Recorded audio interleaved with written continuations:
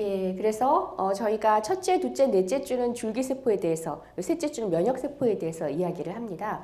그리고 저희가 그동안에 쭉 지방줄기세포, 지방을 채취한 줄기세포에 대해서만 강의를 했는데 아시겠지만 저희가 이제 세계 최초로 소변에서 채취한 줄기세포를 가지고 만성신부전증 치료하는 임상을 시작을 합니다.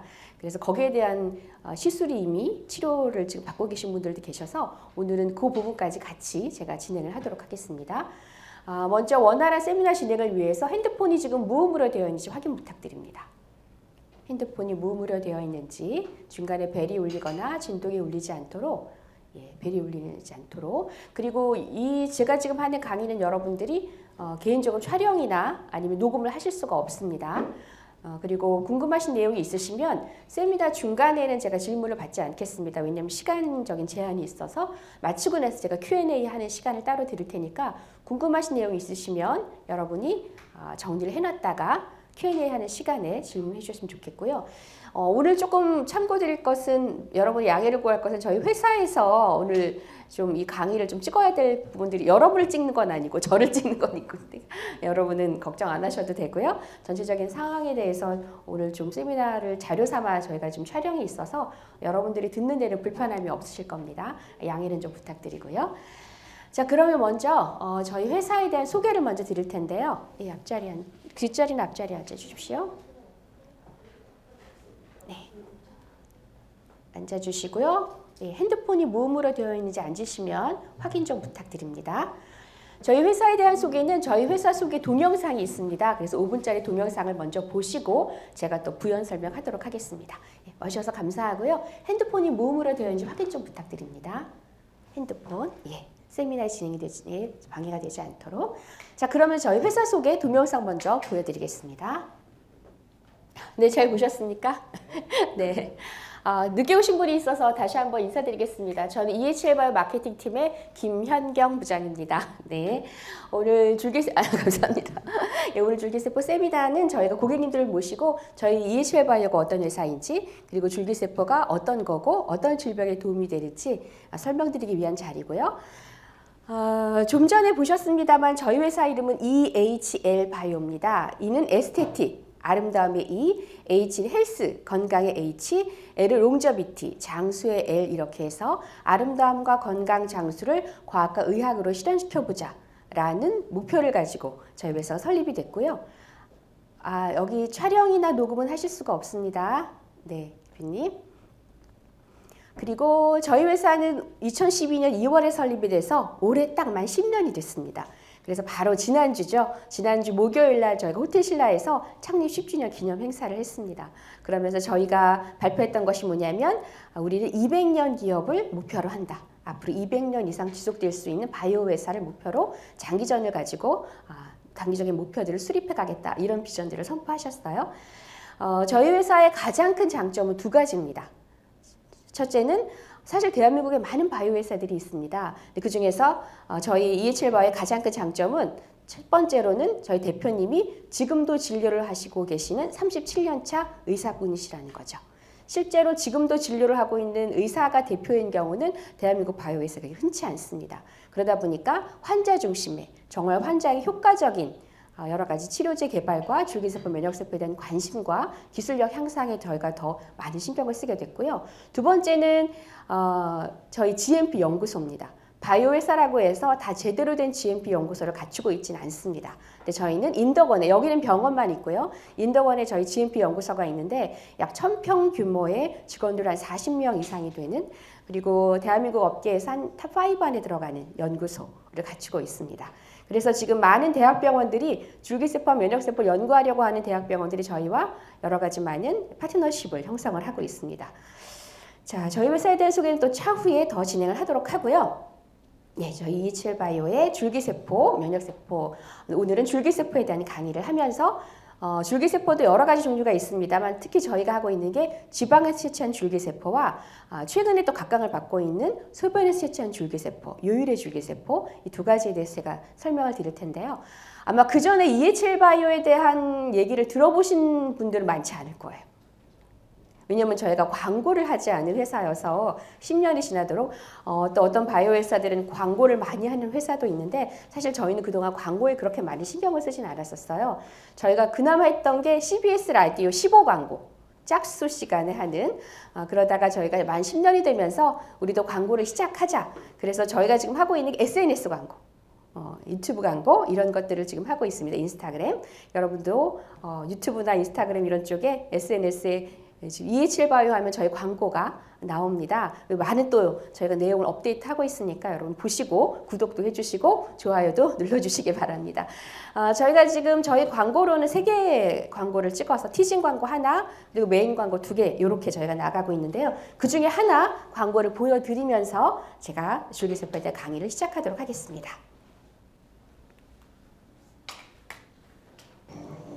좀 전에 보여드렸던 광고에 보시면은 제키라고 이름이 나오죠. 야생 제규어인데 사실 제키라는 이름은 저희가 지은 이름입니다. 이 친구는 벌써 재작년이 됐네요. 2020년 9월 달에 신문기사에 실렸던 친구인데요. 실제로 브라질에 있는 밀림에서 살고 있었던 야생 제규어입니다. 그런데 안타깝게도 여기에 큰 불이 난 거예요. 야생 동물들이 많이 다쳤습니다. 근데 야생 제규어가 다쳤는데 문제는 뭐냐면 그냥 어디 부분을 다쳤으면 치료를 해서 내보내주면 되는데 여기 발톱 부위에 화상을 입은 거예요. 그래서 근육들이 다 오그라들어서 발톱이 더 자라지 못하게 된 거죠. 야생 제규어인데 발톱이 없다. 그 상태로 밀림을 내보내면 어떻게 될까요? 당장 목숨이 위험하겠죠. 그래서 이런 경우에는 두 가지 중에 한 가지밖에 선택의 여지가 없습니다. 첫째는 죽을 때까지 사람 손에 의해서 먹이를 먹으며 살든가 안타깝지만 두 번째는 안락사를 시키는 방법. 그런데 NGO 단체가 뭘 했냐면 여기에 NGO 단체들이 발톱 부위 화상을 입은 제규어에게 줄기세포 치료를 해줄 거예요. 어떻게 됐을까요? 3주 만에 발톱이 자라기 시작해서 3개월 만에 다시 밀림으로 돌아갔습니다. 보통 교육을 마치고 나면 줄기세포의 가장 큰 특징이 뭐예요? 한마디로 말하면 뭐예요? 이렇게 질문하시는 분이 많아요. 가장 큰 특징은 재생입니다. 재생. 그것을 가장 잘 보여주는 케이스라서 저희가 이 제키, 야생 제규어를 저희 메인 동영상의 주인공으로 삼은 거죠. 자, 여러분 여기는 정말 한국분은 아니시죠? 예, 한국분 아니신 분들도 계셔서 한국분이시라면은 줄기세포 하면 떠오르는 분이 계시죠? 맞습니다. 황우석. 예. 우리가 줄기세포는 잘 몰라도 황우석 박사에 대해서 너무 잘 알고 있죠. 사실 줄기세포라고 하는 이 굉장히 중요한 논제들을 전 국민적인 관심을 갖게 한 것이 황우석 박사죠. 그게 벌써 1990년대 후반이에요. 근데 안타깝게도 어떻게 됐어요? 이 모든 게 다 날조가 근거가 없다는 것이 밝혀지면서 2004년도, 2005년도 무렵에 황우석 박사의 모든 문제들이 만천하에 드러나게 되죠. 안타까운 건 뭐냐면 이게 개인에 대한 문제로 들어간 것이 아니라 더 나아가서 줄기세포에 대한 불신으로까지 접어들게 되면서 좀 안타까운 상황이 됐습니다. 그러나 줄기세포에 대한 관심은 이미 세계적으로 뿌리내리고 있었고 저희도 줄기세포에 대한 연구들은 그 와중에서도 꾸준하게 진행이 되고 있었어요. 그러면서 줄기세포에 대한 긍정적인 관심을 불러일으킨 분이 또 한 분 계십니다. 이분은 한국분은 아니세요. 우리 2002년 4강 신화 월드컵 우리에게 기쁨을 주었던 네덜란드 감독 기억나시나요? 누구죠? 예, 히딩크 감독님이십니다. 자, 히딩크 감독님이 이제는 아마 한국을 떠나셨을 거예요. 얼마 전에 바로 10월 12일 달이니까 이제는 한국을 떠나셨을 것 같은데요. 보시면 한국에서 두 번째 무릎 줄기세포 재생 수술을 받았다. 두 번째라고 하면 첫 번째도 있었다는 거죠. 자, 지금 이분 나이가 어떻게 되냐면 75세세요. 그런데 첫 번째 줄기세포 시술은 저희 나라에서 받으셨어요. 언제 받았냐면 2014년도에. 그때는 60대 한 후반쯤 되셨던 나이겠죠. 지금 한 8년 전 정도 되니까. 그때 갑자기 히딩크 감독이 우리나라를 찾아오는데 휠체어를 타고 나타났습니다. 사람들이 깜짝 놀랐죠. 히딩크가 어떻게 된 거야? 우리나라 왜 온 거야? 저런 모습으로. 근데 사실 히딩크 감독이 계속 무릎 연골에 문제가 있어서 계속 여러 가지 치료를 받았지만 효과가 없었어요. 그러다가 마지막에 이제 인공관절을 해야 됩니다라고 하는 의사의 진단을 받은 거죠. 아시겠지만 인공관절을 하게 되면 일상생활은 가능하지만 이제 스포츠 활동은 하실 수가 없어요. 히딩크 감독은 매우 유명한 축구 감독이기도 하지만 본인 스스로도 굉장한 스포츠맨이세요. 골프, 테니스 이런 것들 수시로 치시는. 그런데 무릎에 문제가 있어서 계속 몇 년 동안 못 치고 계셨던 거예요. 그런데 이제 인공관절까지 하게 되면 완전히 스포츠 생활을 못하는 거죠. 그래서 고민하고 있었는데 옆에 분이 지인들이 줄기세포를 마지막으로 해봐. 줄기세포를 하면 효과가 있을까? 그냥 마지막으로 한번 해보자. 그럼 어디서 할까? 근데 어디서 했다고요? 대한민국에서 한 거예요. 그래서 휠체어를 타고 이분이 오셨을 때 두 가지 때문에 우리나라 사람이 놀랐습니다. 첫째는 우리나라 아직도 줄기세포 하고 있어? 우리 황우석 이후로 다 끝난 거 아니야? 둘째는 우리나라 줄기세포의 기술이 그렇게 뛰어나? 왜 히딩크가 미국도 아니고 일본도 아니고 유럽도 아니고 한국에 왔어? 그런데 그분이 시술을 받고 물론 재활활동도 잘하셨지만 완벽히 다 회복이 되셔가지고 그 다음에 골프 치는 모습, 테니스 치는 모습 이런 모습들이 막 나왔어요. 그리고 올해가 딱 2022년이죠. 월드컵 20년 주기에서 여러 많은 행사들이 있을 때 또 찾아오셨고요. 그리고 또 찾아오셨는데 한쪽 무릎을 또다시 문제가 생겨서 줄기세포로 재생수술을 받으러 오셨다는 거죠. 여기에 이렇게 써 있어요.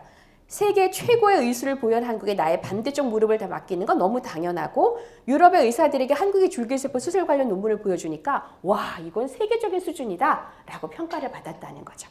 이제는 아마 시술 받으시고 돌아가셨을 거예요. 자 오늘 보니까 또 재미있는 것도 떴더라고요. 이 사진은 아마 또 예전 사진인 것 같은데 옥탑방이라고 하는 그 문제아들이라고 하는 프로그램에 아마 이분이 나오시나 봐요. 그런데 이분이 줄기세포 치료해서 머리가 굉장히 많아졌다라고 하면서 아마 이번 주에 방영이 될 것 같은데요. 그런 기사도 지금 나왔습니다. 그렇다면 지금 세계적으로 줄기세포의 수준은 어떻게 되느냐? 이것도 최근 사진이에요. 일본의 연구진에서는 줄기세포로 모낭이랑 우리 머리카락을 이렇게 담는 주머니가 있습니다. 그 모낭을 만들어서 탈모 치료를 기대하는 그런 연구가 지금 진행 중이에요. 물론 이것이 일상화되기까지에는 시간이 좀 걸리겠지만 이젠 줄기세포를 이용한 워낙이 모발이 나게 하는 두피 치료제로 많이 줄기세포 각광을 받고 있었는데 일본에서는 오히려 모낭을 만들어내서 탈모 치료를 하는 그런 것도 지금 연구를 하고 있다는 거죠.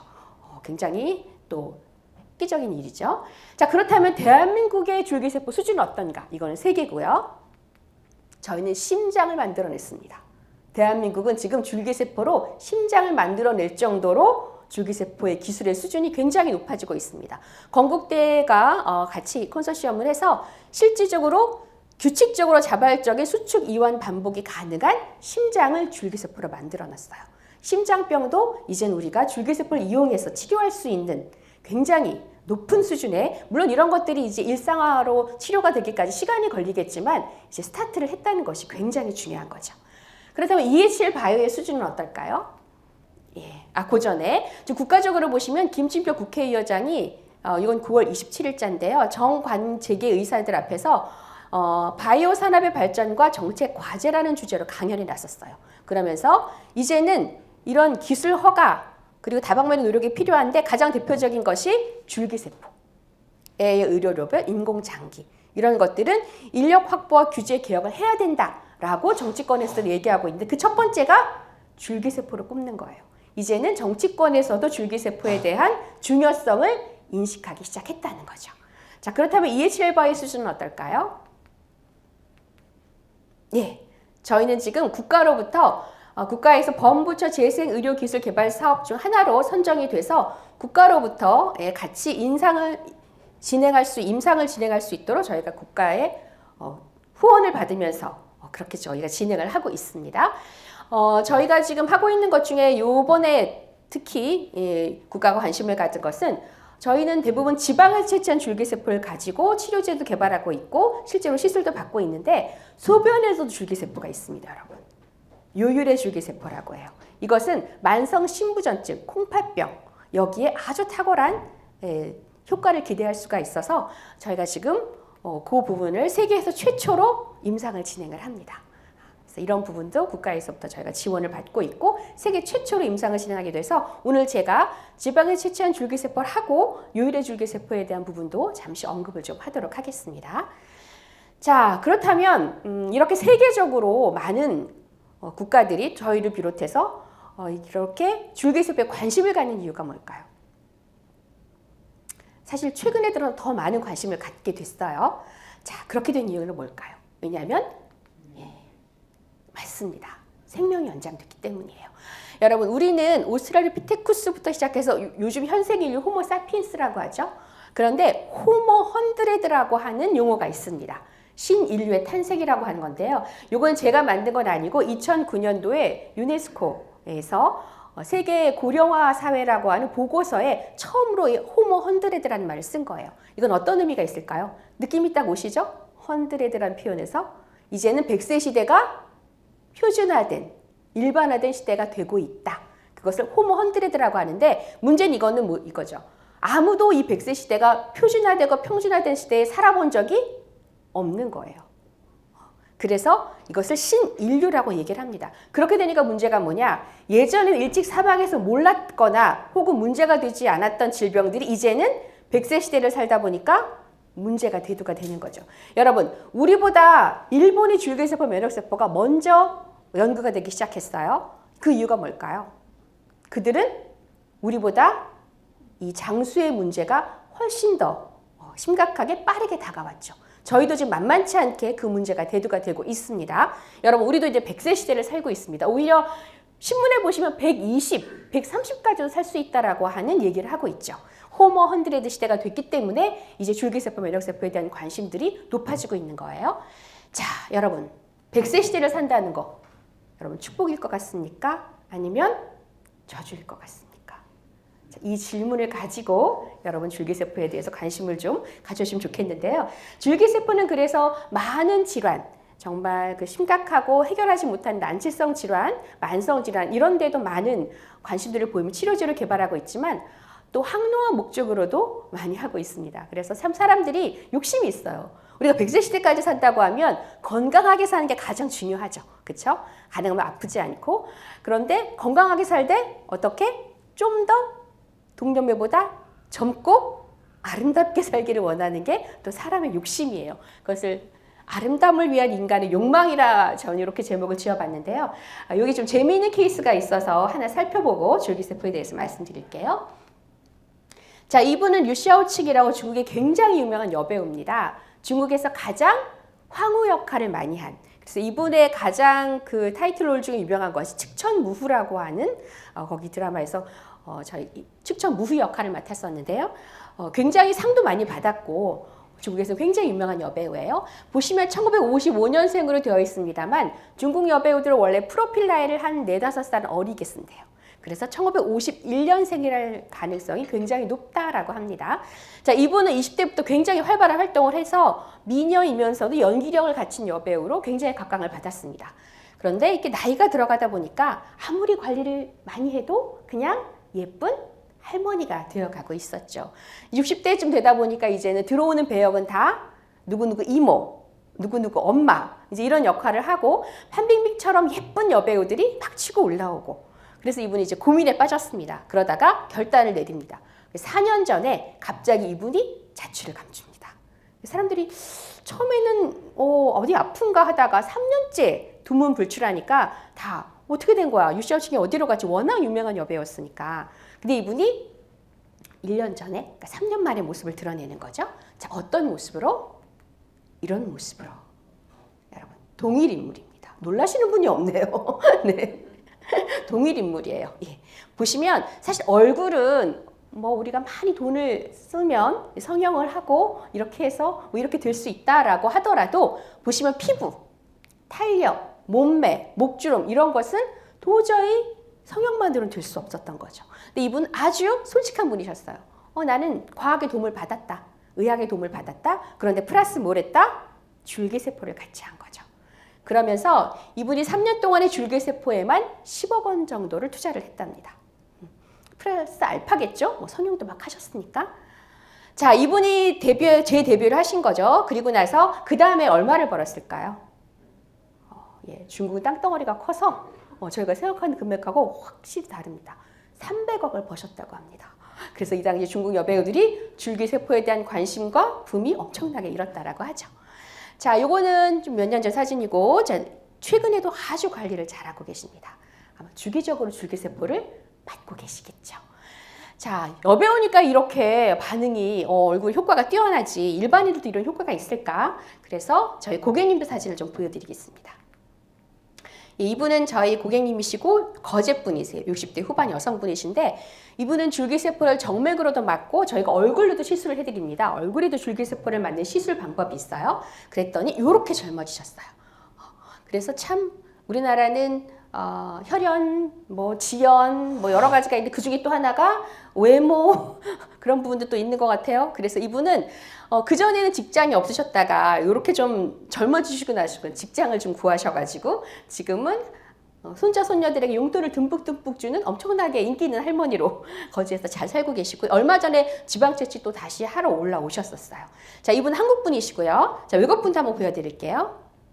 이분도 60대 화교분이세요. 베트남에 살고 있는 화교분이신데 이분도 줄기세포 정맥으로 맞고 얼굴 시술도 하시고 눈이 조금 이렇게 내려오셔서 상안검이라고 여기를 살짝 절개하는 시술을 하셨어요. 그랬더니 이렇게 달라지신 거죠.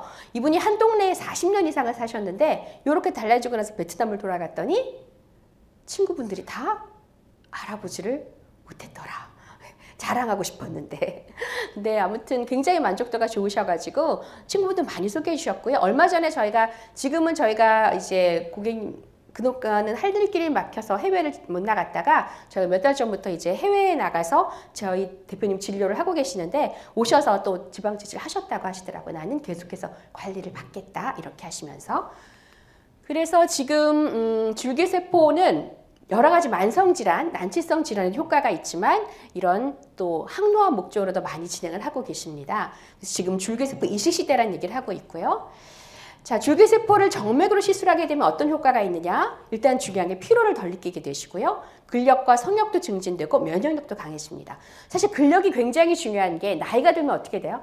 근력이 떨어진다, 근육량이 저하된다 이렇게 얘기를 하면서 점점 힘이 빠지게 되죠. 똑같은 운동을 하더라도 근육량이 늘지를 않아요. 그런데 줄기세포를 맞게 되면 그런 부분이 좋아져서 활동성이 굉장히 좋아진다는 거죠. 또 재미있는 얘기가 나왔습니다. 저희가 요즘 듣고 싶은 칭찬 중에 하나가 동안이에요. 그렇죠? 나이보다 젊어 보인다. 그래서 우리가 늘 사회적으로 내가 몇 살 같이 보여? 그러면 내가 생각했던 나이보다 그분의 나이를 조금 더 낮게 얘기를 해주잖아요. 기분 좋으라고. 이 동안이라고 하는 것들이 또 요즘 우리가 듣고 싶은 칭찬 중에 하나인데요. 재미있는 결과가 나왔어요. 과학자, 의학자들이 발견한 겁니다. 동안외모를 가진 사람의 특징이 뭐냐? 줄기세포가 주변 동년배보다 많을 때 동안으로 보인다는 거예요. 자, 그래서 요즘은 여러 가지 치료 목적으로도 많이 하시지만 항노화 혹은 예방의 목적으로도 줄기세포를 많이 활용을 하고 계십니다. 자, 그렇다면 정말 줄기세포는 뭘까요? 줄기세포에 대해서 한번 알아보도록 하겠습니다. 먼저 줄기세포가 어떻게 생겼는지 먼저 보여드릴게요. 자, 이렇게 생겼습니다. 이거 저희 연구소에서 찍은 거예요. 여러분 어떻게 줄기같이 보입니까? 예, 줄기까지 보이나요? 모양은 살짝 좀 다를 수 있는데 대체적으로 줄기세포는 이렇게 생겼습니다. 그래서 보통 줄기라고 왜 했을까? 영어로는 스템셀이라고 학명은 그렇게 되어 있는데요. 물론 모양은 또 그렇게 생겼지만 줄기라고 하는 것은 줄기가 있고 옆에 가지들이 자꾸 뻗어나가잖아요. 줄기세포의 특징 중에 그러한 부분이 있어서 그런 이름을 짓기도 했고요. 중국에서는 엄마세포, 모세포, 가장 중심이 되는 세포이기 때문에 저희 대표님은 뿌리세포가 더 맞지 않나 이런 말씀을 하십니다만 어쨌든 학명으로는 줄기세포, 스템셀이라는 이야기를 하고 있습니다. 여러분이 오늘 나 EHL 바이오에 가서 줄기세포에 대해서 들었는데 이렇게 하시면 아마 어떤 분들은 그 줄기세포 효과가 있나? 아직 좀 검증을 해봐야 되는 거 아니야? 좀 지켜봐야 되는 거 아니야? 이제 좀 돼도 된 거 아니야? 이렇게 말씀하신 분이 계실 거예요. 여러분 줄기세포의 역사에 대해 잠깐 짚어드리겠습니다. 줄기세포는 언제 발견됐느냐? 1908년입니다. 러시아 과학자가 발견했어요. 사실 이 세포의 역사는 현미경의 역사와 같이 갑니다. 현미경이 많이 발달할수록 세포에 대한 연구도 더 활발하게 진행이 됐어요. 자, 어느 날 러시아의 과학자가 막 이렇게 현미경을 보다 보니까 사람의 세포 중에서 아주 특이한 역할을 하는 세포를 발견한 거죠. 그래서 그것을 줄기세포라고 명명을 했습니다. 그 이후로 골수에도 줄기세포가 있다는 것을, 혈액에도 줄기세포가 있다는 것을, 지방에도 줄기세포가 있다는 것을 발견해낸 거예요. 그러면서 사람 전신에 사실은 줄기세포가 있구나 하는 것을 알게 된 거죠. 그렇다면 줄기세포를 이용한 치료의 효시는 뭘까요? 최초의 줄기세포를 이용한 치료 방법. 자, 보시면 1968년에 진행한 골수 이식 시술입니다. 자, 골수 이식이 뭔지 여러분 아시죠? 요건 주로 어떤 환자들이 많이 해요? 혈액암, 백혈병. 예. 지금 골수이식이 효과가 있다 없다 얘기를 하나요? 아니죠. 오히려 나에게 맞는 공여자를 찾는 것이 과제죠. 자, 이 골수이식이 뭐냐? 골수에 있는 줄기세포를 이식하는 수술이에요. 이것이 언제 진행됐느냐? 1968년도에 이미 줄기세포를 이용한 치료는 시작이 되고 있었던 거죠. 그 이후로 많은 분야의 줄기세포에 대한 연구가 확대가 되고 있습니다. 자, 이 시간은 조금 공부하는 시간입니다. 생물 시간이라고 생각하시면 좋을 것 같아요. 자, 사람이 딱 형성이 되려면 210가지의 세포가 필요합니다.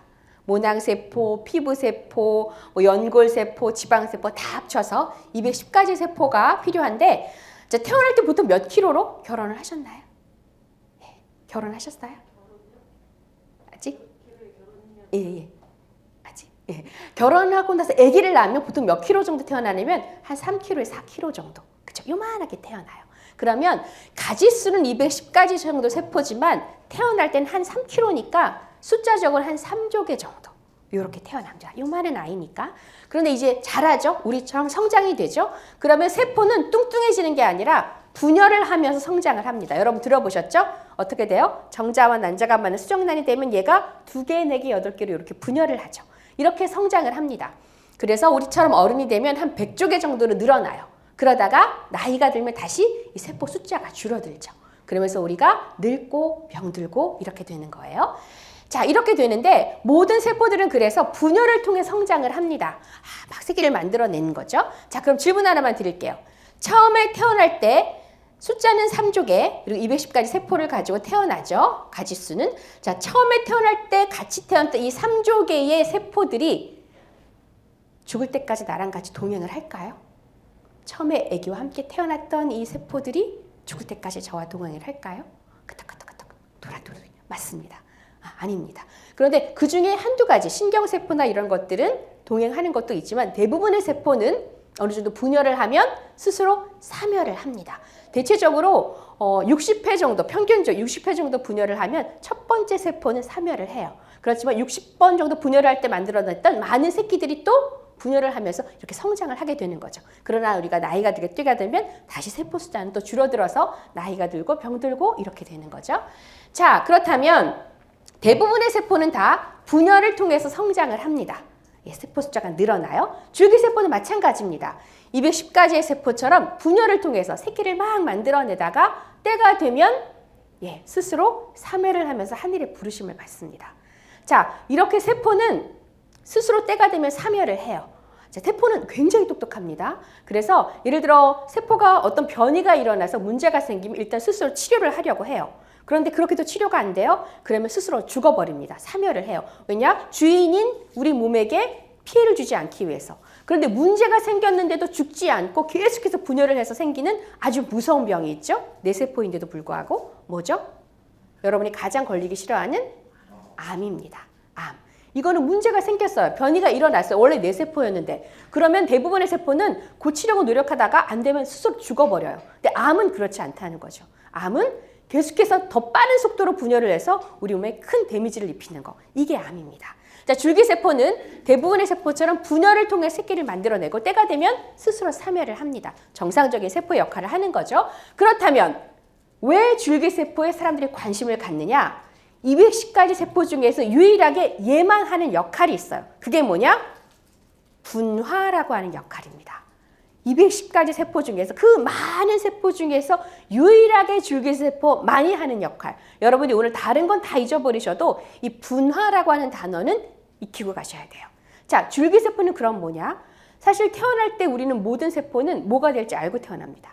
머리카락이 될지, 눈이 될지, 코가 될지, 귀가 될지 다 알고 태어나요. 그런데 유일하게 줄기세포만이 뭐가 될지 모르는 상태에서 태어납니다. 그것을 뭐라고 하느냐? 미분화 상태라고 표현을 해요. 아직 뭐가 될지 모르는 상태에서 아기와 같이 태어납니다. 그러다가 이 아이들이 하는 역할은 뭐냐? 우리 몸에 상처가 나거나 노화가 생기거나 염증이 생기거나 하면 우리 몸에서 줄기세포를 부르는 신호를 막 보내요. 얘는 그럼 평상시에 어떻게 있느냐? 불활성, 활성화되지 않은 상태인데 이게 좀 어렵죠, 단어가. 저는 살짝 졸고 있다고 표현을 합니다. 약간 불활성, 살짝 졸고 있다가 우리 몸에 그렇게 염증이 생기거나 다치거나 아니면 노화가 생기면 우리 몸의 줄기세포를 부르는 신호를 막 보내요. 그럼 이 아이들이 그 신호를 받고 정신을 파다닥 차립니다. 그리고 그 신호를 쫓아가요. 나한테 신호가 왔는데 이게 어디서 왔지? 쫓아가서 그 신호를 보낸 조직이나 장기로 가서 그 조직이나 장기가 필요한 세포로 자기 몸을 바꿔버립니다. 완전히 정체성이 달라지는 거죠. 이것을 뭐라고 하느냐? 분화라고 하는데요. 자, 이런 거죠. 제가 피부가 다쳤어요. 뭐 잘못해가지고 탁 긁혔어요. 막 이렇게 칼질하다가 싹 다쳤어요. 그러면 어떻게 해요? 피가 막 나면서 상처가 났겠죠. 상처가 나면 어떻게 된다고요? 이 근처에 있는 줄기세포를 부르는 신호를 막 보냅니다. 줄기세포한테 다쳤어. 지금 네가 필요해. 그러면 이 근처에서 불활성, 살짝 졸고 있던 줄기세포가 그 신호를 받고 다쳤어? 그러면 정신을 바짝 차리고 다친 곳으로 막 찾아가는 거죠. 지금 피부가 다쳤으니까 필요한 세포는 뭐예요? 피부세포가 필요하죠. 그러면 막 몰려간 줄기세포가 어떻게 달라지느냐?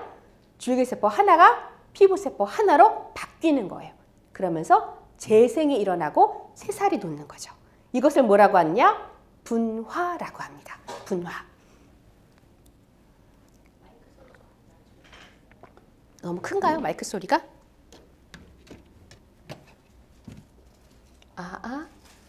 예, 괜찮습니까?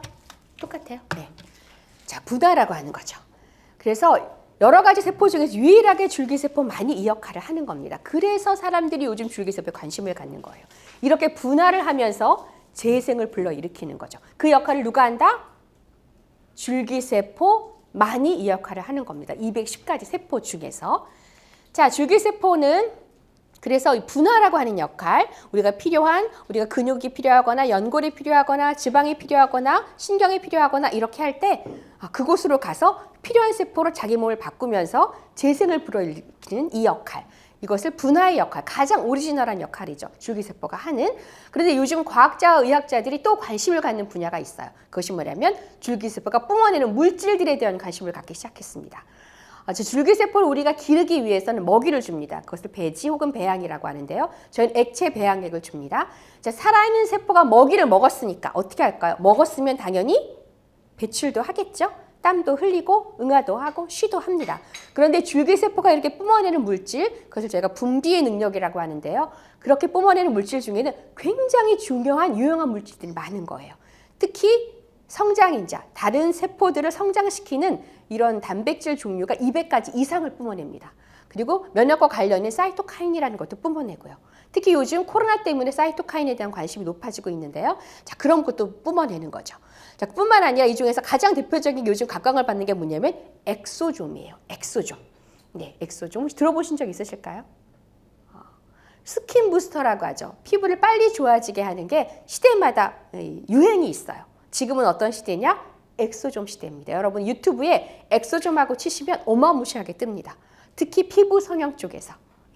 그래서 직접 의사들이 자기 얼굴에 투여해서 일주일 후, 2주 후, 3주 후 자기의 변화된 모습들이 계속 올린 분들이 계세요. 자, 엑소점은 뭐냐면 줄기세포는 아닙니다. 줄기세포가 뿜어내는 아주 좋은 물질 중에서 단 0.1%만 있는 굉장히 귀한 물질인데 줄기세포는 아니지만 줄기세포처럼 굉장히 재생과 이런 데 뛰어난 능력을 가지고 있어서 저희는 이것을 지금 이용해서 두피 관리도 하고 있고 그리고 피부 관리도 같이 저희가 진행하고 있습니다. 아까 보신 분들도 이것을 통해서 줄기세포 정맥도 하시면서 이 엑소좀을 이용한 시술을 같이 진행을 하신 거예요. 그랬더니 훨씬 더 효과가 있는 거죠. 자, 엑소좀 여러분 요거 기억해 주시고요. 자, 줄기세포 특징이 있습니다. 특징이 3가지가 있는데 2가지는 이미 제가 말씀드렸어요. 첫 번째는 모든 세포처럼 분열을 한다. 분열을 해서 새끼를 만들어내다가 때가 되면 스스로 사멸을 한다. 자, 줄기세포 그런데 210가지 세포 중에 유일하게 줄기세포 많이 하는 역할이 있다고 했죠? 분화라고 하는 역할. 재생과 관련된 이 분화의 역할. 필요한 조직이나 장기로 가서 그 필요한 조직이나 장기의 세포로 자기 몸을 바꾸면서 재생을 불러일으키는 역할. 분화의 역할. 이건 줄기세포 많이 한다고 말씀드렸어요. 자, 3번째 역할은 뭐냐면 줄기세포 치료 방법과 연관이 있습니다. 사실 줄기세포는 바로 필요한 부분에 주사를 하는 게 가장 효과적이에요. 예를 들어 아까 히딩크처럼 무릎이 안 좋아. 그럼 무릎에, 어깨, 회전근개 파열 50견 때가 되면 다 오시죠? 이런 것도 바로 이 부분에 두피에 머리가 안 자라? 그럼 머리에. 피부가 좋아지고 싶어? 그럼 얼굴에. 이렇게 하는 게 가장 좋아요. 그런데 예를 들어 내가 전신 건강을 좀 하고 싶어. 아니면 당뇨가 있어. 아니 파킨슨이 있어. 이런 것은 우리가 열어서 직접 장기나 머리에다가 투여하는 게 쉽지가 않아요. 이런 분들은 어떻게 하느냐? 제가 정맥으로 시술을 합니다. 그렇다면 정맥, 혈관으로 줄기세포를 놓아도 우리가 필요한 부분, 아픈 부분으로 과연 줄기세포가 찾아갈까? 라고 하는 질문을 가지고 과학자 의학자들이 실험을 해봤어요. 자, 보시면 이 쥐는 일부러 간을 파괴시켜서 간암을 유발시킨 쥐입니다. 그리고 옆에 이 상대적으로 이 쥐는 건강한 쥐예요. 자, 똑같은 양의 줄기세포에 형광물질을 입혀서 이 간을 파괴시킨 쥐와 건강한 쥐에게 똑같이 정맥, 꼬리에 있는 정맥에다가 줄기세포를 놔줬어요. 그랬더니 어때요? 간이 여기에 있습니다. 자, 많은 줄기세포가 물론 다른 곳으로 간 것도 있지만 많은 줄기세포가 간으로 가서 간세포로 바뀌면서 이걸 뭐라고 한다고? 이걸 분화라고 한다고 말씀드렸어요. 분화를 하면서 간을 재생을 시켜주고 있던 거죠. 와, 깜짝 놀란 거죠. 자, 건강한 쥐에게도 똑같은 양을 넣었는데 건강한 쥐에는 줄기세포가 안 보여요. 자, 어떻게 된 걸까요? 똑같은 양을 넣었는데 이 줄기세포는 어디로 갔을까요? 어디로 갔을까요? 어떤 분은 필요 없으니까 혹시 소변이나 대변으로 나간 거 아니에요? 이렇게 하시더라고요. 그건 아니고요. 딱히 아픈 곳이 없다 보니까 전신으로 흩어진 거예요. 그러니까 모여있지 않으니까 보이지 않을 뿐이지 사실은 온몸으로 흩어져서 분화를 일으키면서 재생을 일으키고 있었던 거죠. 아, 그래서 과학자 의학자들이 뭘 발견했냐면 아하, 줄기세포를 정맥으로 놓아도 이 아이가 혈관을 따라 돌면서 우리 몸에 손상된 부위로 이동해서 그곳의 세포로 바뀌면서 재생을 불러일으키는구나. 이것을 뭐라고 하느냐? 호밍 효과라고 합니다. 호밍 효과. 예, 이 역할을 누가 한다? 줄기세포가 하는 거죠. 이 세 가지가 줄기세포의 가장 큰 특징이고 이 호밍 효과가 있기 때문에 저희는 EHL 바이오는 두 가지 시술법을 다 합니다. 예, 그래서 정맥 시술도 같이 하고 아픈 부위, 머리라든가 두피 부분 아니면 목, 어깨, 허리 이런 부분 바로 시술하는 거 두 가지를 다 활용을 해서 효과를 더 높이고 있는 거죠. 자, 예, 저희는 지금 지방을 채취한 줄기세포를 합니다. 그런데 바이오 회사에 따라서 어떤 회사는 혈액으로, 어떤 회사는 골수로 하는 회사들이 있어요. 그러나 사실 대한민국의 70% 이상의 바이오 회사는 지금 다 지방을 채취한 줄기세포를 하고 있고 EHL 바이오도 마찬가지입니다. 이제 혈액은요, 일단 일반적인 우리처럼 이미 어른이 된 뒤에 혈액에는 줄기세포가 많지 않아요. 그래서 대부분 제대혈을 얘기를 합니다. 타가를 주로 많이 쓰게 되고요. 왜냐하면 우리는 이미 어른이 됐기 때문에 우리 거를 뽑을 수가 없잖아요. 그리고 이 경우에는 타가기 때문에 또 이제 여러 가지 문제가 좀 있을 수도 있고 일단은 어른이 된 이후에는 우리의 일반적인 혈액에는 줄기세포가 많지 않습니다. 자, 골수는요. 골수는 줄기세포가 있습니다. 그러니까 아까 골수 이식 수술을 할 수 있다고 말씀드렸죠. 근데 문제는 뭐냐? 골수 이식 공여자라고 하죠. 골수 이식을 해주는 사람. 그게 나이 제한이 있는 거 아세요? 예를 들어 70대 할아버지 할머니가 자기 손자 손녀 10대 20대 손자 손녀에게 네, 골수를 줄게요. 이 아이가 문제가 생겼어요. 하면 의사가 뭐라고 할까요? 안 됩니다. 형제 자매나 부모가 없으니까 이렇게 얘기를 해요. 왜냐? 40대 이후에는 줄기세포가 골수에 거의 없어요. 그렇기 때문에 공여자가 있는 거예요. 그리고 여러분 사실 골수에 줄기세포가 많다 한들 골수에서 뼛속에서 줄기세포를 뽑아낸다고 하면 여러분이 쉽게 오케이가 되시겠어요? 약간 겁나는 부분이 좀 없지 않아 있죠. 자, EHL 바이오를 비롯한 많은 줄기세포 회사들이 지방에 채취한 줄기세포를 하는 이유도 세 가지입니다. 첫째는 나이가 들면 저희가 세포가 다 준다고 말씀드렸어요. 그런데 나이가 들어도 계속 늘어나는 부위가 있죠. 특히 어때요?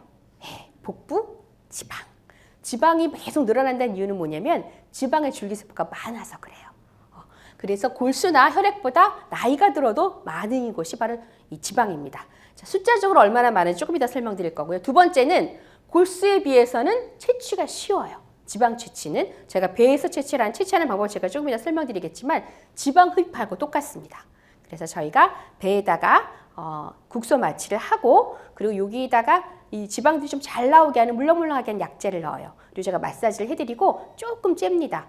제가 이 주사를 넣어야 되기 때문에 주사바늘 들어갈 쪽 조금 째서 지방을 저희가 뽑아내는 거예요. 그래서 지방 흡입하고 방법은 똑같습니다. 그래서 많은 여성분들이 지방 채취를 하러 오셔서 열의 아홉 다 똑같은 말씀을 하세요. 뭐라고 하실까요? 빼는 김에 좀 많이 뽑아주세요. 이렇게 늘 말씀하세요. 그럼 제가 그거는 지방 흡입이기 때문에 비용 훨씬 많이 내셔야 됩니다. 이렇게 말씀드리고요. 저희는 필요한 적정량만 뽑습니다. 자, 첫 번째 장점이 지방의 줄기세포가 많기 때문에, 둘째는 비교적 골수나 이런 거에 채취가 쉽기 때문에, 셋째는 뭐냐면 어쨌든 줄기세포의 가장 큰 능력은 분화, 재생의 능력이죠. 이것이 뛰어납니다. 특히 뭐가 좋냐면 혈관 재생이 좋아요. 우리나라 사람들이 나이 들어 생기는 많은 질병들이 다 뭐 때문이에요? 혈관 때문인 경우가 많죠. 특히 지방에 채취한 줄기세포가 혈관 재생에 좋습니다. 자, 그러면 골수나 혈액보다는 줄기세포가 얼마나 많을까요? 똑같은 100cc당 세포수를 헤아려 보면요. 골수보다는 1000배 이상, 제대혈보다는 10만 배 이상이 많습니다.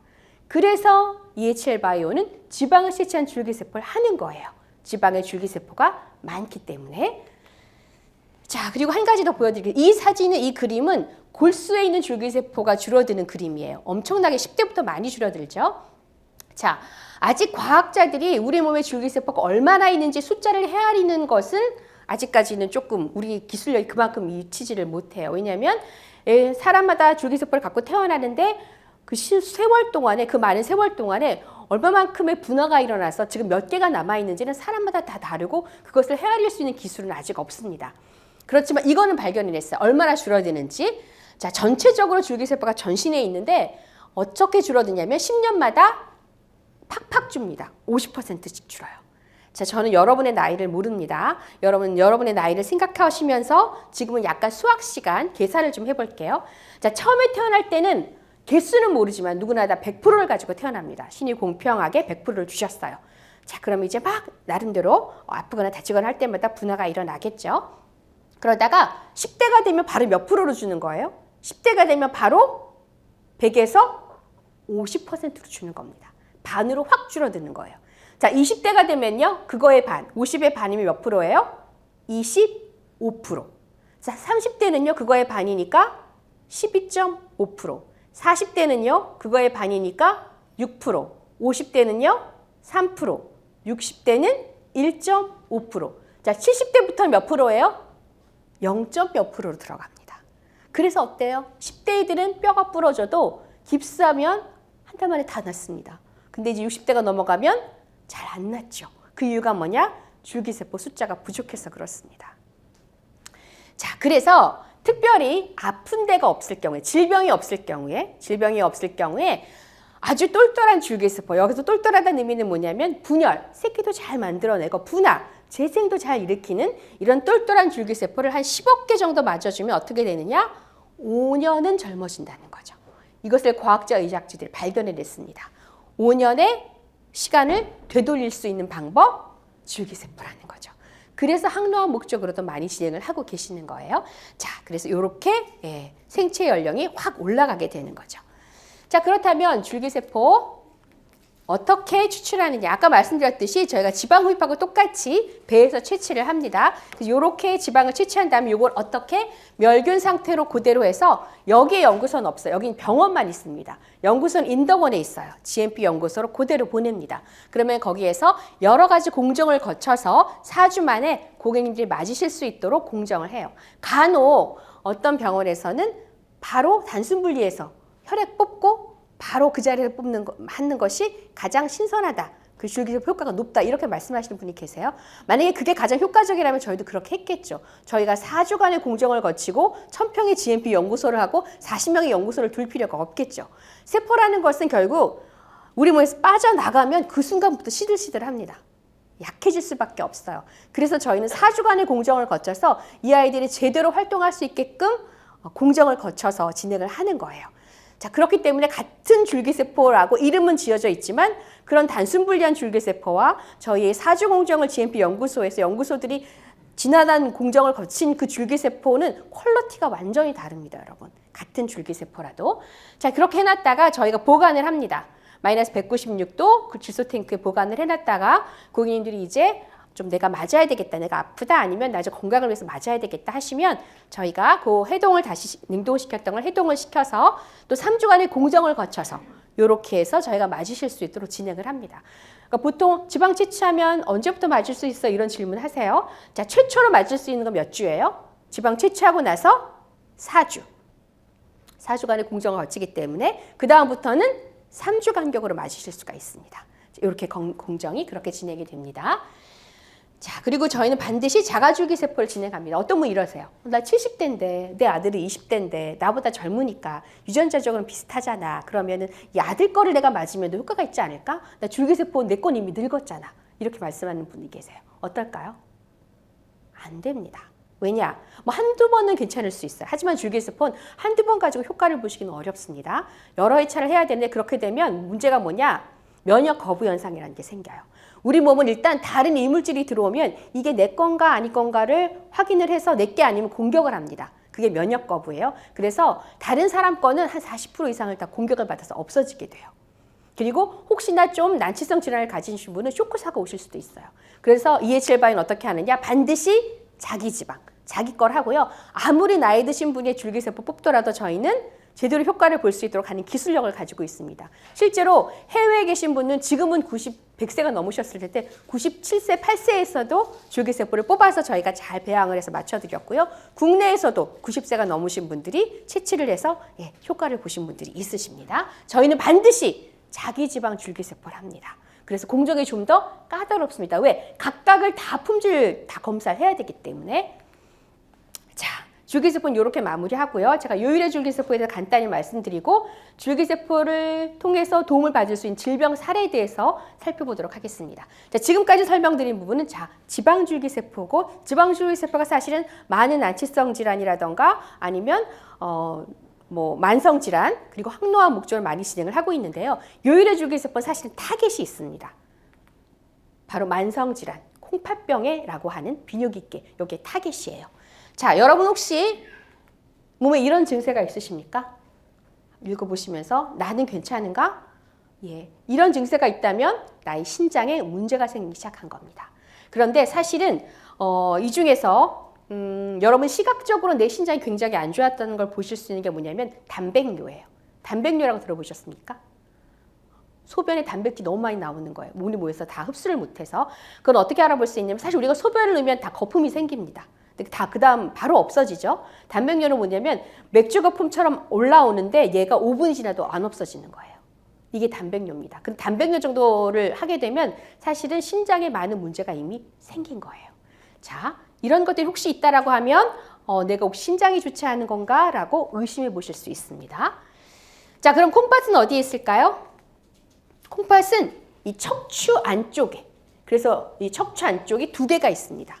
사람의 주먹만 해요. 제가 손이 저는 좀 작습니다만 보통 한 12cm 정도로 된다고 하고 양쪽에 두 개가 있어요. 자, 콩팥처럼 생겼다고 해서 콩팥이라고 우리는 얘기를 하죠. 신장인데요. 자, 이 신장이 콩팥은 사실은 우리 몸에 굉장히 작은 장기임에도 불구하고 사실은 가장 불쌍한 장기이기도 합니다. 근데 대부분의 장기는 어때요? 우리 몸에 있는 장기들은 정맥으로는 자기 몸에 더러운 것들을 다 버리고 동맥으로 신선한 영양분이 있는 혈액을 받아서 영양분을 보충을 하죠. 대부분은 이렇게 합니다. 그런데 신장은 달라요. 신장은 어떻게 되느냐? 동맥으로 우리 몸의 모든 노폐물들을 다 흡수를 합니다. 그리고 엄청 필터링을 열심히 걸러내서 정맥으로 다 골고루 또 뿌려주는 거죠. 이 역할을 하는 게 누구다? 콩팥입니다. 여러분이 가장 잘 아시죠? 콩팥은 우리 노폐물을 제거해주는 역할을 한다. 이게 가장 중요한 역할을 하나입니다. 자, 그 역할을 하는 것이 필터를 하는데요. 이 필터가 서로 유닛입니다. 2인 1조예요. 파트너를 가져요. 그래서 보시면 사구체라는 것이 있고요. 요거는 조금 여러분 기억을 해주셔야 됩니다. 사구체는 특히 세뇨관이라는 게 있습니다. 얘가 2인 1조예요. 얘네가 일종의 필터리 역할을 하는 가장 기본적인 단위가 돼요. 2인 1조. 얘네들 꼭 둘이서 같이 붙어서 합니다. 자, 사구체는 뭐냐면 가장 중요한 역할, 노폐물을 여과시키는 역할을 해요. 이게 신장의 가장 중요한 역할이죠. 자, 세뇨관은 뭐냐면 자, 막 걸러서 내보내는 세뇨관으로 가면 일단 우리 몸에는 필요한 수분이 있잖아요. 우리 몸에 필요한 수분을 다시 흡수를 합니다. 그리고 아직 우리 몸에 필요한 영양분이 남아있으면 그걸 다시 재흡수를 합니다. 그 역할을 하는 게 뭐냐면 세뇨관이에요. 자, 그러면 이 사구체와 세뇨관을 합쳐서 뭐라고 하냐면 네프론이라고 합니다. 이 네프론이 우리 정수기로 치면 필터의 역할을 하는 가장 중요한 단위예요. 소단위예요. 그럼 이게 몇 개가 있느냐? 한 신장당 콩팥단 150만 개가 있습니다. 그럼 양쪽이 몇 개가 있는 거예요? 300만 개가 있는 거죠. 자, 우리 몸의 혈액은 4에서 5리터 정도 됩니다. 그리고 소변량은 여러분이 다 다르겠지만 평균 1에서 2리터 정도 소변을 배출을 해요. 그럼 한 4, 5리터 되는 이거를 하루에 몇 번 정도 돌리느냐? 한 35에 40회 정도를 돌립니다. 얼마나 신장은 쉴 틈 없이 계속 우리 몸에 필터링 역할을 계속 하는 거죠. 자, 이 역할을 하는데요. 자, 줄기세포가 하는 가장 중요한 역할들 보시면 다른 건 다 이해가 되실 거예요. 그런데 한 가지 이해가 안 되는 게 있죠. 신장과 뼈가 과연 무슨 관계가 있을까? 다른 것들은 다시 사실은 수분량 조절과도 다 연관이 되는 거라 이해가 되실 텐데 신장과 뼈가 무슨 역할을 할까? 무슨 관계일까? 궁금하시죠? 안 궁금하신가요? 이걸 제일 몰라 하시더라고요. 자, 여러분, 뼈가 튼튼하려고 하면 우리가 뭘 받아야 돼요? 비타민 D. 비타민 D는 어디서 받죠? 햇볕. 이건 뭘로 흡수해요? 피부로 흡수합니다. 피부. 그래서 우리 요즘 사람들이 너무 햇볕 자외선 차단한다고 다 싸매고 있는데 사실 우리 어느 정도 햇볕을 좀 쐬줘야 돼요. 그래야 뼈가 튼튼합니다. 자, 이것이 먼저는 어디로 가냐면 간으로 갑니다. 간으로 갔다가 마지막으로 최후로 우리 몸에 저장이 되게끔 하는 건 어디냐면 신장이에요. 그런데 신장에 문제가 생겼다. 그럼 어떻게 돼요? 제대로 이게 역할을 못하는 거죠. 그래서 신장이 안 좋아지신 분들이 골다공증 환자가 많습니다. 네, 그렇게 역할이 되는 거고요. 자, 안타깝게도 신장은요, 아직 완치 치료제가 없습니다. 여러분, 신장은 무조건 떠오르는 게 뭐예요? 투석이죠. 투석. 그래서 병원에 가서 하는 혈액투석이 있고요. 이거는 근데 문제가 뭐예요? 처음엔 한 주에 한 번이었다가 이게 숫자가 계속 늘어나죠. 자, 그 다음 복막투석이 있습니다. 이건 집에서 하시는 거예요. 병원에 가는 게 너무 힘드니까 투석액을 자기 몸에 넣어서 이거는 하루에 한 2, 3회 정도 넣었다 뺐다를 하시는 겁니다. 그래도 안 된다? 그럼 어떻게 돼요? 이식을 하는 거죠. 신장 이식. 근데 신장 이식을 문제가 뭐냐? 쉽지가 않다는 겁니다. 자, 만성신장. 우리 조금 졸리죠? 예, 조금 큰 소리로 한 번만 같이 읽어보겠습니다. 자, 크게 시작. 만성신질환은 신장의 기능이 비가역적, 진행적으로 감소하여 3개월 이상 지속된 상태. 여기서 어려운 말? 비가역적. 그것만 알면 다 아시겠죠. 비가역적은 무슨 말이냐? 되돌릴 수가 없다. 돌이킬 수 없다는 거예요. 자, 간은 우리 몸에서 가장 큰 장기이지만 재생이 굉장히 빨리 일어나는 장기이기도 합니다. 그런데 신장은 그렇지 않아요. 신장은 한번 나빠지면 어떻게 된다? 계속 나빠집니다. 그래서 그것이 3개월 이상 지속되면 더 이상 돌이킬 수가 없어요. 그래서 만성신질환이 굉장히 위험한 겁니다. 자, 그런데 만성신질환에 대한 이게 신질환이 좋다 안 좋다를 뭘로 평가하느냐? 우리가 아까 사구체에 대해서 배웠죠? 예, 우리 신장을 걸러내는 필터링이 있는데 그 유닛이다. 2인 1조. 하나는 사구체, 하나는 세뇨관. 사구체가 걸러주는 역할을 한다고 말씀드렸어요. 1분 동안에 소변을 걸러주는 이 양, 사구체 여과율이라고 하는데요. 그 양에 따라서 우리가 이렇게 신장이 안 좋다는 얘기를 하는 거고요. 숫자가 점점 줄어들고 필터링 양이 줄어들수록 문제가 생기는 거죠. 5단계 정도 되면 이제는 이식밖에는 답이 없습니다. 예, 이렇게 진행이 되시는 거예요. 자, 그렇다면 원인이 뭘까? 이게 굉장히 중요해요. 만성신질환 콩팥병의 원인이 뭘까? 보시면 어때요? 당뇨가 50%, 고혈압이 20%, 70% 이상이 다 고혈압과 당뇨 때문이에요. 그러나 근데 우리나라 사람 65세 이상이 되신 분들 중에 특히 남자분들은 3분의 1 정도는 다 혈압이나 당뇨는 다 가지고 계시죠. 지금은 아니더라도 혈압이나 당뇨가 있으시다면 추후에 신장이 안 좋아질 가능성이 굉장히 높은 거예요. 자, 그래서 보시면 9명 중에 1명은 만성신질환에 걸릴 전 세계, 우리나라도 마찬가지죠. 근데 문제는 뭐냐? 실제로 신장 이식을 받는 분이 11%밖에 안 돼요. 그것도 5년을 기다려야 돼요. 근데 5년을 기다리는데 사망률이 생존율 60%밖에 안 돼요. 5년 기다리시는 분들이. 그럼 나머지 40%는 다 5년 안에 기다리다가 사망하시는 건데 그게 암 환자보다도 생존율이 낮아요. 생존율이 굉장히 낮은 질병이라는 거죠. 정상인보다 이런 만성 신부전 환자들은 사망률의 7.2배가 높습니다. 근데 사실 이게 그 환자들은 들어가는 비용이 많지 않아요. 환자들은. 근데 뭐가 문제냐? 우리나라 의료보험 비용이 많이 올라갑니다. 실제로 1인당 들어가는 국내 의료 비용이 굉장히 높아요. 그래서 국가적으로 사실 이건 큰 문제예요. 국가적으로. 국가가 감당해야 할 부분 너무 많은 거예요. 그래서 문제가 되는 부분이 있습니다. 총 진료비가 단일 질환으로는 가장 높아요. 자, 그렇다면 요일의 줄기세포는 뭘까요? 자, 아까 말씀드린 소변에서 채취한 줄기세포예요. 그런데 문제는 뭐냐? 우리가 하루에 소변을 1에서 2리터 정도 내는데요. 그중에는 많은 세포들이 있습니다. 제가 말씀드렸죠. 온갖 더러운 것들이 다 신장으로 들어간다. 그러니까 거기에는 많은 세포들이 모여 있습니다. 좋은 세포, 나쁜 세포 다. 그런데 이 하루에 들어가는 이 세포 중에서 이 1에서 2리터 이 중에서 그 많은 세포들 중에서 단 1%만이 있어요. 여러분 여기서 주의해야 되는 건 뭐냐면 이 소변 양의 1%가 아닙니다. 2리터 1%가 아니라 거기서 발견되는 세포가 얼마나 작습니까?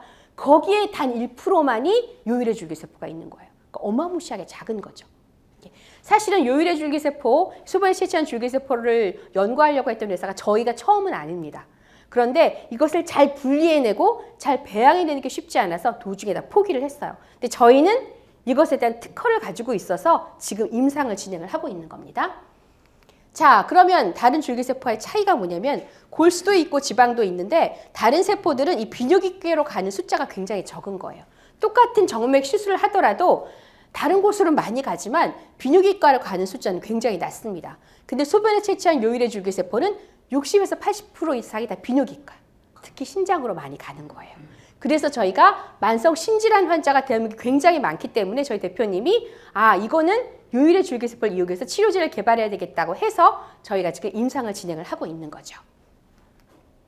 자, 그럼 어떻게 채취하냐? 채취하는 방법은 많은 줄기세포 채취 방법 중에서 가장 쉽습니다. 어떻게? 소변을 받으면 돼요. 그냥. 여러분이 딱 아침에 눈 뜨자마자 눕는 첫 소변에 가장 줄기세포가 많습니다. 저희도 환자들이 그렇게 요청을 하는데 문제는 뭐냐면 채취는 쉬운데 이거를 감염되지 않게 받는 게 되게 중요해요. 집에서는 저희가 키트를 들여서 해보니까 감염되는 경우가 너무 많더라고요. 그래서 보통 저희는 지금 병원에서 하고 있는데요. 아무튼 채취하는 방법 가장 쉽다. 소변을 그냥 받으면 되세요. 그래서 저희가 지금 두 가지 특허가 있습니다. 아까 말씀드렸듯이 이 적은 줄기세포를 잘 분리해내는 거, 다른 세포랑 다 빼내고 이것만 분리해내는 거, 그리고 이것을 잘 숫자를 늘려서 배양하는 거, 너무 조금 채취하니까 배양하는 거, 이걸 저희가 첫 번째 특허로 가지고 있습니다. 두 번째는 뭐냐면 클로소라는 게 있어요. 클로소. 자, 이건 뭐냐? 우리 사람의 뇌와 신장에서만 나오는 아주 중요한 건데 항노화 단백질입니다. 저희는 장수 유전자라고 해요. 이것이 신장에 많으면 신장이 굉장히 건강해지고요. 이게 적으면 신장에 문제가 생긴다는 걸 저희가 발견해냈어요. 그래서 이것을 많이 배양을 해서 맞출수록 하는 기술을 저희가 갖게 됐는데 그게 두 번째 특허입니다. 클로스가 많을수록 신장도 더 튼튼하고 건강해지는 거예요. 저희가 이것을 많이 배양해내는 기술을 저희가 만들어냈고 이것을 저희가 특허로 가지고 있는 거죠. 자, 이거 마무리하겠습니다. 만성신질환에 대한 거. 첫 번째, 만성신질환 콩팥병은 현재 치료법이 없고 환자 1인당 진료비가 굉장히 높다.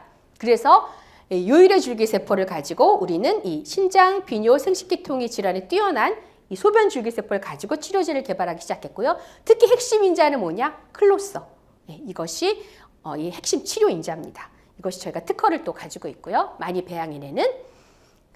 그러면서 저희가 지금 세계 최초로 임상을 진행을 하도록 허가를 지금 신청을 한 거예요. 실제로 그래서 지금 치료제로 시술을 받고 계신 분들 계십니다. 자, 이제 사례 몇 가지 말씀드리고 마무리하겠습니다. 줄기세포 치료와 임상 사례들.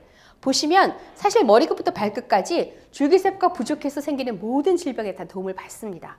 그러다 보니까 어떤 분들은 이렇게 말씀하세요. 그럼 줄기세포를 맞으면 안 죽나요? 안 늙나요? 안 아픈가요? 그럼 줄기세포는 만병통치약인가요? 여러분, 그렇지 않습니다. 혹시 그렇게 다른 데서 받으셨다면 그건 잘못된 오해예요. 줄기세포를 받는 이유는 어차피 우리가 수명이 늘어났기 때문에 그 늘어난 수명을 삶의 질을 유지하면서 건강하게 살기 위한 것이 목적인 거고요. 그리고 줄기세포 못하는 게 있습니다. 첫째, 물리적인 거 못해요. 척추 디스크 튀어나와. 3번, 4번 튀어나왔는데 나 이거 줄기세포 맞으면 들어가져요? 나 다리가 5다리인데 줄기세포 맞으면 쫙 펴져요? 아닙니다. 이런 물리적인 거 못해요. 협착증, 예, 딱에 붙은 거 이거 줄기세포 맞으면 떨어지나요? 아닙니다, 여러분. 그런 거 못해요. 줄기세포도 못하는 게 있어요. 물리적인 거 못합니다. 그럼 어떻게 해야 되느냐? 예를 들어 튀어나왔다 디스크가. 그럼 이거는 들어가는 시술을 하시고 줄기세포를 하면 효과적이에요. 왜냐? 시술할 때 이미 근육세포, 신경세포가 다 망가졌거든요. 협착증 같은 경우는 이거를 늘리지는 못해요. 대신에 눌려서 신경세포가 다 다쳐서 통증이 굉장히 심하세요. 그럼 줄기세포를 맞으면 신경세포를 살려서 통증이 완화될 수는 있어요. 그러나 근원적인 수술을 받으셔야 됩니다. 또 못하는 거 있어요. 다운 증후군. 염색체 이미 이상이 있어서 태어난 아이들. 이런 아이들은 줄기세포 맞는다고 정상인이 되지 못합니다. 그러나 이런 못하는 것들이 있지만 많은 질환에 도움을 주기 때문에 지금 많은 난치성 질환 아니면 만성 질환의 줄기세포가 치료제로 연구 개발이 되고 있는 거예요. 자, 대표적인 거 몇 가지만 살펴보겠습니다. 자, 우리 신체 장기 중에서 가장 큰 장기가 간이랑 폐예요. 그리고 여기가 혈액이 가장 많이 돕니다. 그래서 실질적으로 장기 중에서 가장 큰 도움을 받는 곳이 간이랑 폐입니다. 간경 아시지만 간이 딱딱해지는 거죠. 나중에 간암이 되고 그리고 이것도 역시 간이식밖에 답이 없는데 이것도 줄기세포를 맞게 되면 줄기세포가 간세포로 되면서 간을 재생을 시켜주고요. 자, 딱딱해진 간에는 줄기세포가 있을까요? 없을까요? 간경화 이미 일어난 간에는 줄기세포가 있습니다. 있는데 제 역할을 못하는 거죠. 그것을 줄기세포가 들어가서 그 줄기세포들이 제 역할을 하게끔 하는 역할도 같이 해줘요. 그렇기 때문에 이렇게 치료가 하고 나서 간이 다시 재생이 돼서 늘어나는 걸 보실 수가 있고요. 자, 암도 저희가 도움을 받는데 암은 제가 이걸로 설명을 드릴게요. 자, 이분은 전립선암으로 오셨습니다. 전립선암으로 오셔서 골수암으로 전이가 되셨어요. 이 검검한 게 다 암세포입니다. 다른 병원에서 면역세포가 사실은 항암 치료로 많이 진행을 하고 있죠. 그래서 다른 바이오회사에서 면역세포를 맞으셨는데 효과가 없으셔서 저희 병원에 오셨을 때는 다른 병원, 종합병원에서 3개월 진단받고 오셨어요. 시한부 인생으로. 사실 이렇게 말기암 환자는 저희가 병원 입장에서 받기가 되게 어렵습니다. 그래서 저희도 참 곤란했는데 이분이 만약에 완치를 목적으로 오셨다면 저희 대표님도 굉장히 곤란해하셨을 거예요. 근데 이분이 뭐라고 말씀하셨냐면 어차피 나 3개월 진단 받았으니까 3개월만 더 살게 해주십시오. 제가 인생을 정리하고 사업을 정리하고 가족과 시간을 보낼 수 있게끔 대표님 그건 도와줄 수 있습니다. 이렇게 해서 진행하신 거예요. 아시겠지만 저희 줄기세포 면역세포를 다 합니다. 그래서 다 치료를 받으셨는데 보시면 어때요? 1년 만에 암세포가 다 사라지셨어요. 그래서 내 사례를 공유해도 된다 해서 저희가 강의할 때마다 활용을 합니다. 자, 얼마 전에도 지방줄기세포 난 계속해서 관리받을게 해서 지방세포 뽑으러 지방 뽑으러 또 오셨었어요. 자, 이런 케이스들이 있습니다. 물론 많은 환자들이 다 이렇게 해피하진 않습니다만 지금 저희가 암 환자들이 많으세요. 암 환자들이 많으셔서 항암 치료를 받는 중간 어떤 분들은 줄기세포를 맞으면 그럼 나 항암 치료 안 받아도 돼요 이렇게 말씀하는 부분이 있는데 사실 이거 생명과 연결된 부분이기 때문에 함부로 그렇게 할 수 없고요. 저 대표님은 항상 항암 치료와 같이 병행을 하시라고.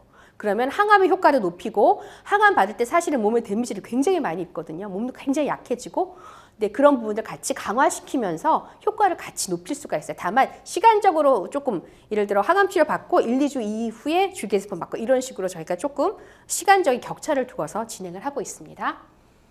자, 아까 특히 지방 줄기세포가 혈관 재생에 좋다고 말씀드렸죠. 그래서 혈관에 문제가 생기는 가장 심각한 질병 중에 심근경색증이 있죠. 혈관이 막히는 거. 줄기세포를 맞으면 그 딱딱해진 혈관이 뚫어지기도 하고요.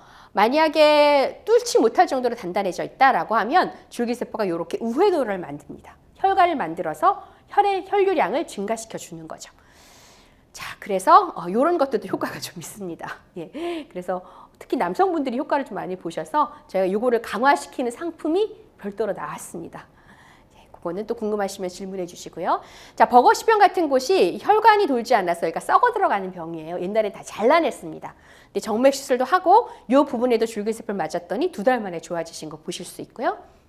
우리나라에도 이 버거시병을 줄기세포로 인해서 효과를 본 경우들이 이렇게 있습니다.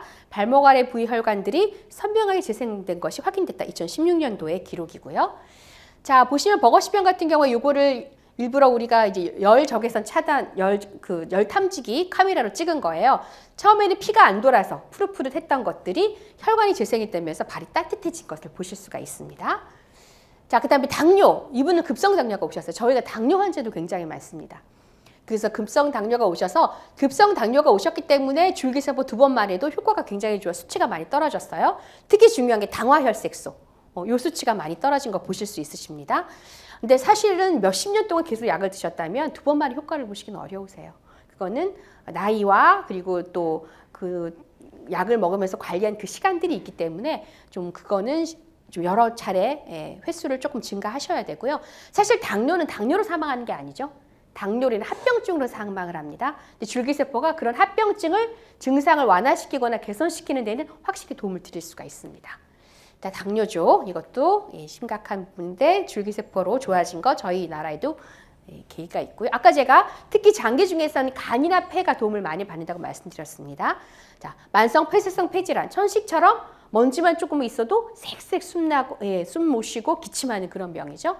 이것도 줄기세포 형광물질 입혀서 이 만성 폐쇄성 폐질환 환자에게 놓아줬더니 이렇게 폐로 가서 폐세포로 바뀌면서 폐를 재생을 시켜주고 있는 거, 분할을 해서 이렇게 된 거 보실 수 있으십니다.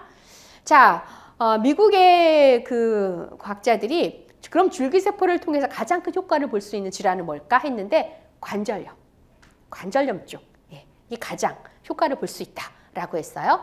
그래서 예전에는 막 뼈를 갈라내고 막 그렇게 했는데 지금은 간단합니다. 이렇게 그 부위에 바로 주사를 놓으면 평상시 활동 다 하실 수 있으세요. 자, 조심은 좀 하셔야 됩니다. 급격한 운동을 한다거나 이런 건 하시면 안 되시지만 그래서 일상생활은 다 가능하세요.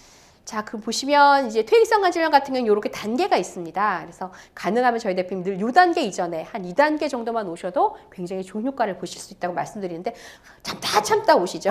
견디다 요 상태로. 그래서 이렇게 보시면 지금 이 연골이 다 닳아가지고 뼈가 다 드러난 거예요. 그럼 통증이 굉장히 심하십니다. 여기다가 줄기세포를 놓으면 연골이 재생이 되면서 뼈를 이렇게 덮었죠.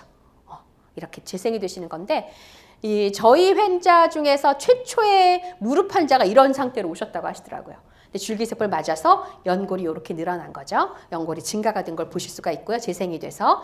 자, 그런데 여기서 오해가 있습니다. 줄기세포를 맞으면 완전히 무릎이 막 20대 젊은이처럼 돼가지고 쌩쌩하게 막 뛰어다닐 수 있다. 나는 20대 청년 돌아간다. 그게 아닙니다. 여러분, 줄기세포를 맞는다고 해서 젊은 무릎으로 돌아가는 게 아니라 나중에 우리가 인공관절로 하는 시기를 늦춰줘서 내 무릎으로 살 수 있는 시기를 더 연장시킨다. 이렇게 생각하셔야 돼요.